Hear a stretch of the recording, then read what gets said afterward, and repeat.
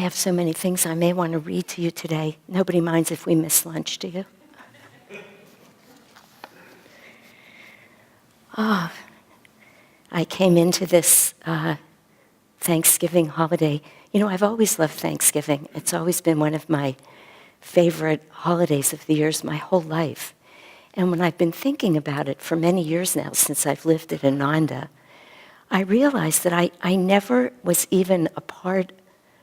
I was trying to remember if ever once, just to avoid hyperbole or exaggeration here, but I can't remember if I was ever even at a place where anybody said a prayer before they ate. It just has interested me than living in spiritual community where we have such a different, totally different understanding of gratitude, of what it means to be giving thanks and why we're giving thanks and who we're giving thanks to. But it's always been very touching to me. But this morning I realized that I was coming here today. My heart is so full. I don't really know what other words there are to say that this is just a personal experience I'm sharing with you right now. For many years now, maybe 4, I don't remember exactly, I've offered a class in the month of December on the saints. And we talk about 3 or 4 saints, depending on how many weeks we do it. And we advertise it, and we always say, this is a great way to get ready for the holidays. And last night was so compelling here. Last night was the last night of the class. And the saint we were talking about was Ananda Ma, who you may all know is a great Indian saint. And both Yogananda and Swamiji have met her. And in fact, she has a little chapter of her own in Autobiography of a Yogi, which really speaks to how he held her. And I've been telling people, I've said this in a couple of places, so forgive me for those of you who have heard it, but I was trying to think if there was any other time I've ever seen a picture of Yogananda where he's been making any contact at all with a woman. Never mind that in this picture that we have of them together, which is so dear, she's about half his size. You really get how tiny she is. You don't get that feeling when you read about her or have an experience of her. Boy, does she seem huge. Because of course she's everything, and you really feel that. But she's leaning on his shoulder, and it's so dear. Her name means bliss-permeated mother, Ananda Ma. And then Swamiji, actually I've heard him say this a couple of times, but in a talk he gave many years ago that I was listening to recently, he talked about his meeting her in India, Ananda Ma, and he said, and as he was speaking, you could hear that he was holding back a lot of, he could have cried if he let himself. I could hear that in his voice. I wasn't present for this talk. But he said he was so moved when he was in her presence. Then he goes on to tell a cute story about asking her for a piece of cloth to take home, and he's telling the story for a different reason because he wanted to thank her. When he said thank you, she said to him, would you thank your own mother? Like, there's no reason to thank me for anything I give you. But I just say that because what I realized this morning is that of course I'm feeling this full. She was in this room last night for an hour and a half. Anybody who was here knows that she was absolutely present with us. And I thought to myself, because I'd been wondering, should I keep giving this class? Although people come all the time. But I thought this morning, of course you have to keep giving this class. It is the perfect way to lead into the holidays, to really call upon, and I mean call upon in a way that they come to us, these very great saints of all times. And it's very relevant when we go to talk about or think about the notion of gratitude. This whole holiday of Thanksgiving, again, I don't know about for anybody else, but I've never thought about it as a religious holiday. As I said to you, I've always had to sort of quietly say a prayer over my food, but I think of it as an American holiday. And I think of the stories that we all probably think about, the people in New England, the Europeans being here, and the Pilgrims and the Indians getting together, and that's the story we've been told, and you'll hear in a little bit Jyotish tell a little bit of that story. But when I listen to Swamiji talk about Thanksgiving, or I try to think of it in terms of its meaning to our path, I realize that how we hold the whole notion of gratitude and blessing is so unique. It's so different. There are many reasons why we feel grateful, and I'll talk about a few of them. But just the fact that these great saints come to us, what an extraordinary reason to feel grateful. We say every week in the Festival of Light, a prayer of love went up from earth, and you responded, meaning it is our very need, our prayer to them, and really it's usually been when it's great need. But the other side of that is that they respond. They come to us, the saints that we've been talking about for this month, St. Francis, St. Teresa of Avila, and then Anandamoy Ma, along with our great gurus. Well, there just simply couldn't be any better examples. Anandamoy Ma said to all of her devotees all the time she would never refer to herself in a personal way. There was never any I, me, mine. She would say that body or this body. And she always let them know that she felt that there was no separation.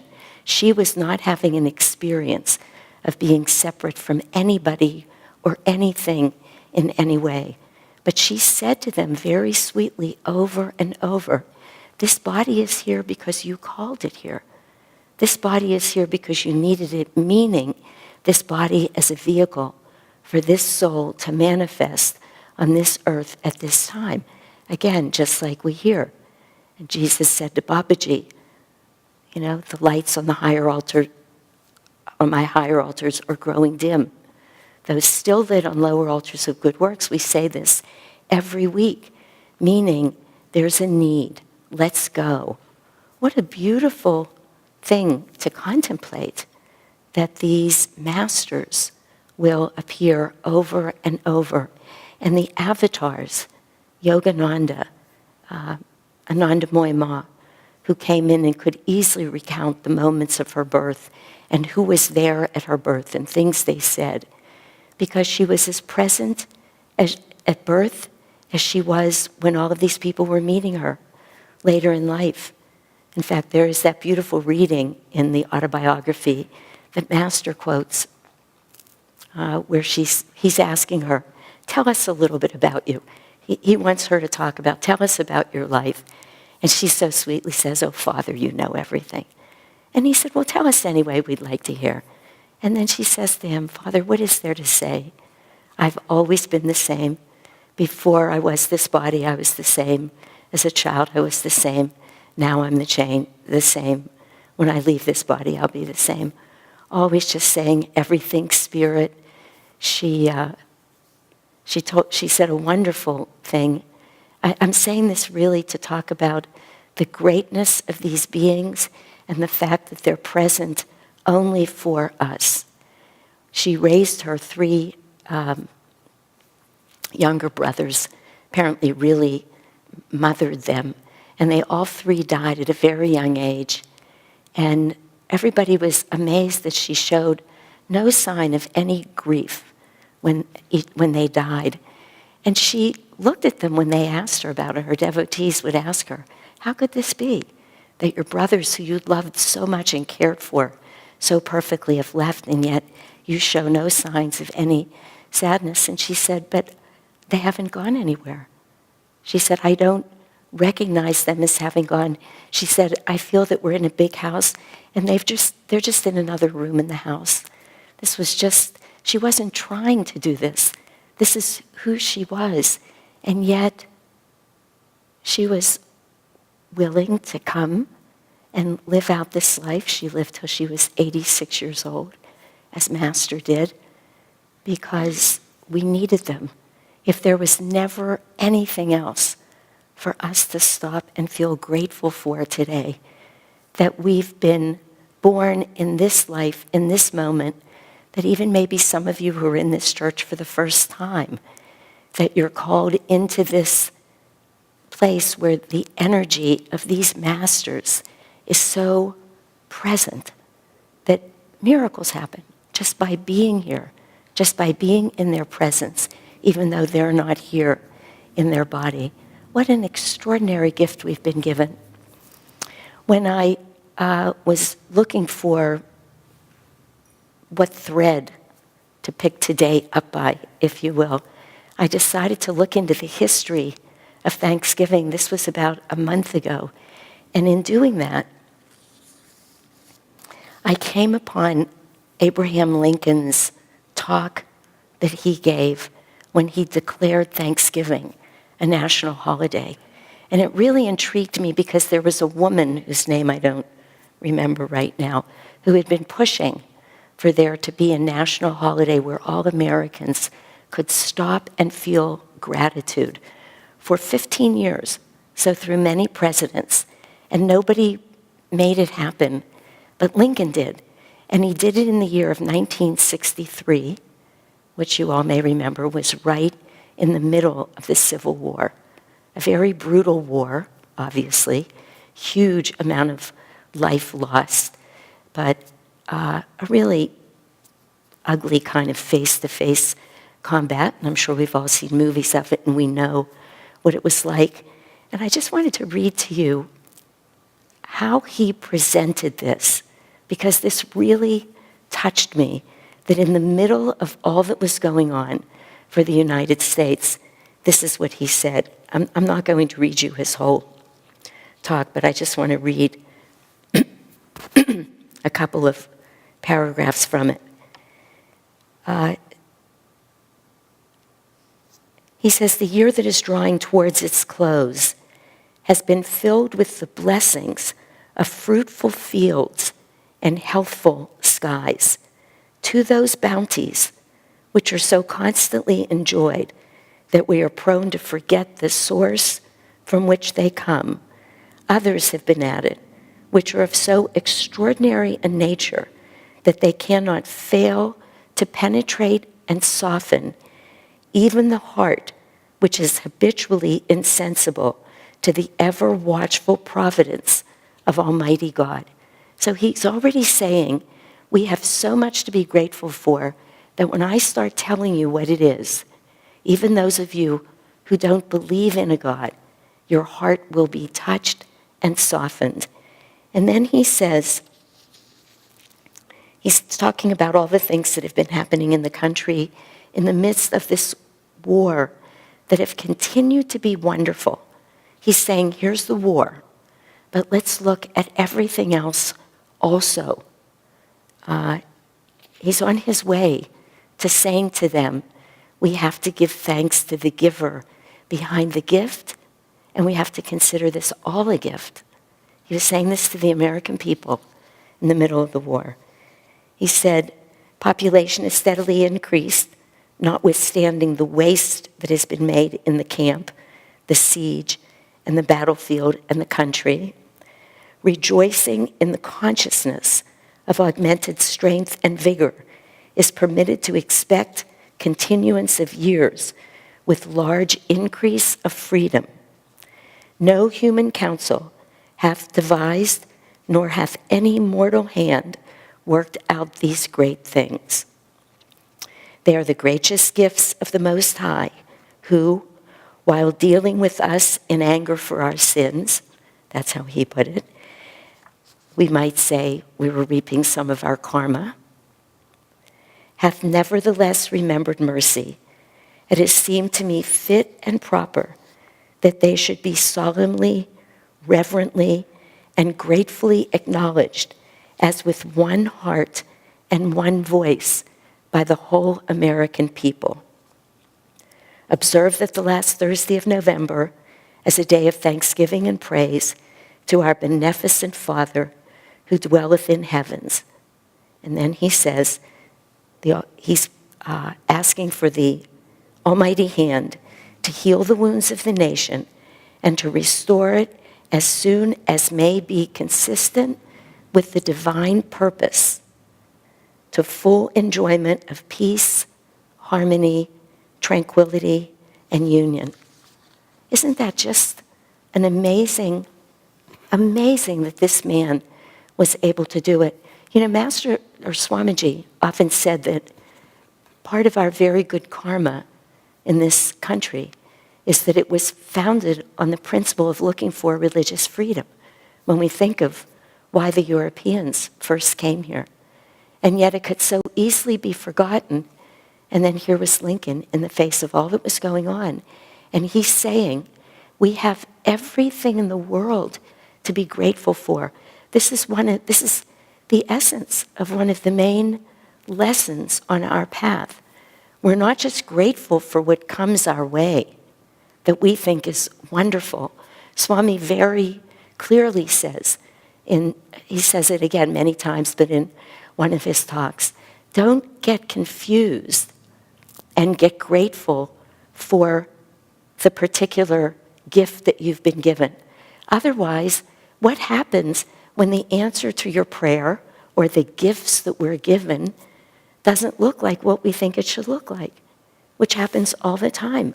We pray, and we're told over and over by every one of these saints that God hears every prayer. They don't qualify that. It's not like he's hearing our prayers when we get what we think we want, and then when something comes our ways that doesn't feel, you know, those moments where you want to look at God and say, are you sure? You know, you just don't really believe that it's absolutely for you. But then there the Master's saying, God hears your prayers, and he's answering them. But it may not look like what you think it should look like. Should we be any more grateful? Lincoln didn't say, as soon as the war's over, we can start thanking God. He said, there is so much here and now to be grateful for right in this moment, including the war. Because, and again, he didn't use these words. He called it sins because that was a Christian way of saying it. But because, look at all this karma we're getting to burn off. There's a reason we wouldn't be at war if there wasn't a reason according to God, he said. Not a political reason, not what we could see. It's so beautiful and speaks to the depth of this man and his willingness to tell the truth to a people who he believed could hear it. To me, it didn't feel anything less than saintly that he was able to do this.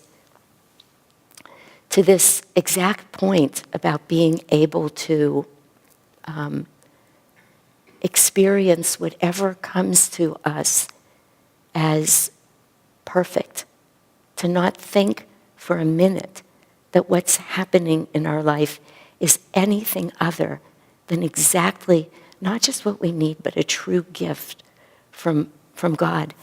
Swami reminds us of the story of from The Hiding Place, which many of you have read, and I know we've heard this story before, but for those of you who haven't, The Hiding Place is a true story of two sisters who during World War II in Holland created a space in their home, a hiding place, if you will, to hide a lot of Jewish people. They saved many, many, many lives when the Germans were out hunting down Jews, but eventually they themselves were caught and they were put in a concentration camp.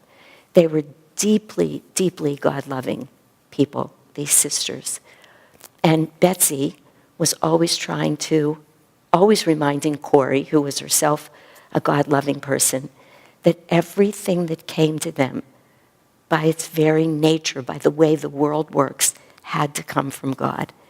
And usually Betsy could make that point, and Corey believed it. But one of the concentration camps that they were taken into, and they had to stay in this particular spot for a while, was very badly infested with fleas.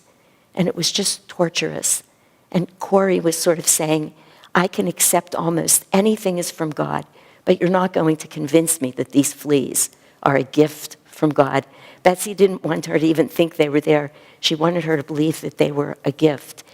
And you know, it was no small thing. These people were starving to death. They were cold. They were sleeping on boards or straw on top of boards, if that. Often many people on one board. They were filthy. They could not shower. I mean, or bathe, just under the worst circumstances. And to have these fleas all over them was the proverbial straw for Corey. And one day, they were holding a prayer group, which was completely forbidden. Had they been caught, they would have been at least beaten, if not tortured, if not killed. That's what would have happened. And right in the middle of the prayer group, there was an unexpected knock or noise, and they realized that some of the women guards, who were the most brutal with them, were about to enter. And then just as they were about to enter, one of the guards said to the other one, this place is disgusting. Let's not go in there. It's so ridden with fleas. And the guards walked away, and it saved their life. And then Corey was able to say to Betsy, I get it. I mean, I see they were a gift. They literally saved their lives. So all of these stories that we hear are such beautiful reminders for us to notice everything that's in our life and really stop and experience gratitude, both for that gift and that it's all coming from God. One of the things that I think we often do, and we forget that every thought we have, every way we behave is energy, and that as soon as we quit receiving these gifts, as soon as we say, I'll take this, but I won't take that, I like this thing that you're giving me, but not that, we put a halt on God's ability to continue to give to us. Literally, it's an energy that we put out so that the more we're willing to receive everything, the more we're willing to actually give God what he wants, which is our love, right? How many times have we heard it's the only thing we have that God needs or wants? He not only has everything else, he is everything else. So the more we're able to receive and experience gratitude, because gratitude is not just a thought. If you let yourself have that feeling, that's what was happening to me when I was sitting with it this morning. And I was having that experience. My heart is so full. I just sat in my meditation pillow and just stared at those masters for so long. Well, what happens when we do that? When we're so grateful for anything anybody's given us, we set up it's not a chain of energy, but it's an exchange of energy, a beautiful exchange of energy that says without words, yes, you can give to me, I'll receive it and I'll give back. It's not even about words. It's a feeling when you sit there and you're just feeling, literally there's a phrase, grateful beyond words. Then you're exchanging energy. That is not only the only way God can give to us, but exactly, and again you'll hear Jyotish say this, but it's the truth, so it's begging to be said right this moment, is that we become channels. We become, as we ask all the time, ever increasingly pure channels. Every time we're willing to have that experience with the divine, to open to it, and to invite him to give us more and we give back by opening our hearts, then this energy can be exchanged. Then we become channels. Then we're just passing it on. Then people feel something in our presence because we've been open to that. I've had several experiences that have come together in my life in this past month that have allowed me to, really almost gifted me with this sense that I have of feeling so full right now.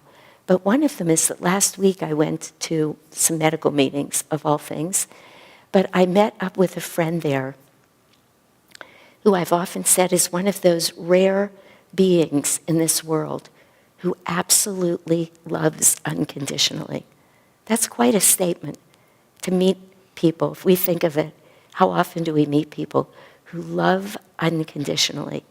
So that when you're in her presence, it's very much like being in the presence of one of these saints, where you feel so seen and so loved without any judgment, without any block of anything. This is what happens.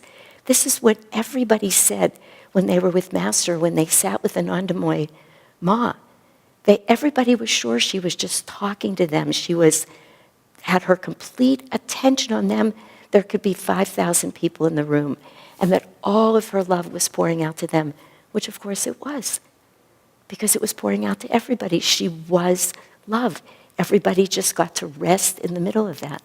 And last week when I was at these meetings for 4 days with this woman, I came back feeling changed, absolutely changed. It took me a couple of days to realize part of what was going on. But to be loved like that and then be able to have your heart open, that is an exchange of a blessing and of gratitude. That's exactly what's happening in those moments when we feel that way. And then, this is something else I've been talking about, but it's so perfect here.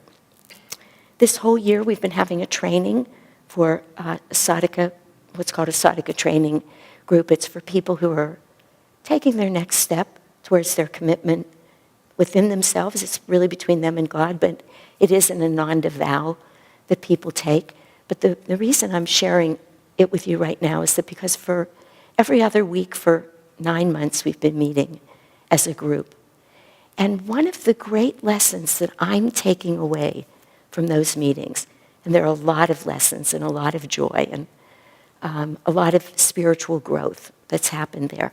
But one of the things that has come into my conscious mind over and over is that if you bring yourself to a group, and I'm speaking about this now in terms of our community, the next thing we have to be grateful for, and all of what it means to live in community, that every time you are willing to say yes within that group, whatever the group is for you, every time you show up every other Monday night, not a small commitment for 18 people for 9 months.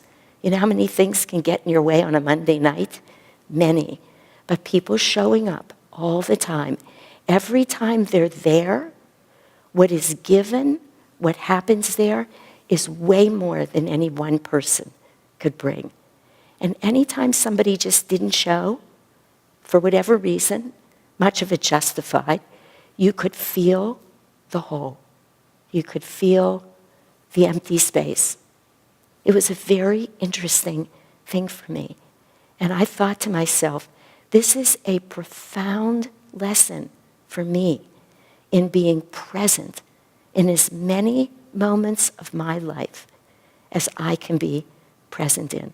But their willingness, all of these people who were training to come Monday after Monday after Monday, fed me in a way that I would never have thought to speak about before the year started. It would never have entered my mind what it means to agree to something, to make a commitment, to raise your energy up all the time, to meet that, which is what's being asked of us spiritually all the time. This is a big part of how we're called on. This is what these tests look like.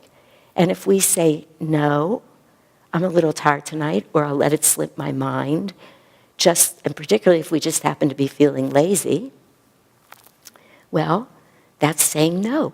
We don't just think we're saying no. Usually we do whatever we need to do to make it right. But remember, every time we say no, it's like putting on brakes. Every time we say, yes, of course, I'll be there. I will be part of the whole. I will contribute. I want to do whatever it is that's needing to be done. We create some space into which divine energy can flow. It's not really why we're doing it, but it is absolutely the truth of it. So our job is not to sit back and look at what we're receiving. That's not the point of gratitude, of thanksgiving. Our job is to really step up again and again and again and say, what do I have to bring here? What do I have to give? How can I be part of the whole that's going to make it more than the whole? How can I be generous? And in that way, again, really is expressing a kind of gratitude. When we do this, what we realize is that we are putting ourselves in a position to receive everything that we're very busy trying to receive everywhere in our lives. Whatever it is we think we want from our families, from our friends, from our children, from a success in business, anything. And we think that's going to feel good every single time that we show up in this divine way and we put ourselves in a position to receive God's love. We're giving to ourselves that extraordinary gift of what we thought, excuse me, we were looking for. I wanted to read one more thing now in closing. This is a beautiful, just find it, a beautiful little piece that Saint Teresa of Avila wrote. You know, she was known as the saint who prayed. She called all of life a prayer. Whatever any way anybody offered anything, it was always a prayer.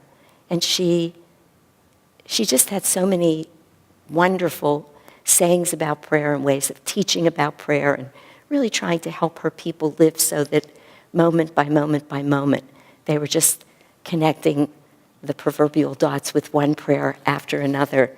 So, and she's very often quoted about prayer. But this was so beautiful. Lahari gave the class on St. Teresa and read to us many of her quotes. But I thought this would be a beautiful few words, a beautiful feeling, a beautiful prayer, really, to close this and to take away, for each of us to take away from here. May there be peace within. May you trust God that you are exactly where you are meant to be. May you not forget the infinite possibilities that are born of faith. Let me just stop for a minute. When I heard that line a couple of weeks ago, I knew I would never forget it.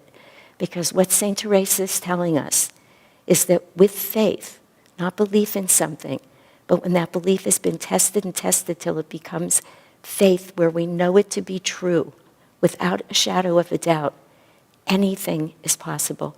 What a beautiful way of saying that. May you not forget the infinite possibilities that are born of faith. May you use those gifts that you have received and pass on the love that has been given to you. May you be content knowing that you are a child of God. Let this presence settle into our bones and allow your soul the freedom to sing and dance, to praise and love. It is there for each and every one of you.